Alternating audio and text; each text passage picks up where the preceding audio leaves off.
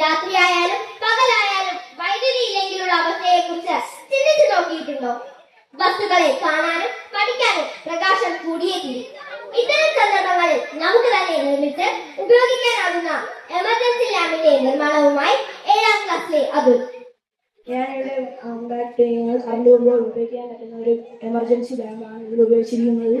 Battery, PVC, ഒരു ബോട്ടിൽ, switch എന്നിവയാണ്. ഇതിനുള്ള ഒരു ബോട്ടിൽ, ഇതിന് അടപ്പിൽ 2 PVC പൈപ്പ് കയറുന്ന വിധത്തിൽ ഒരു ഹോളും സ്വിച്ച് വെക്കാനായിട്ടുള്ള ഒരു ഹോളും, പിന്നെ ഇതിനുള്ള ഒരു PVC പൈപ്പ്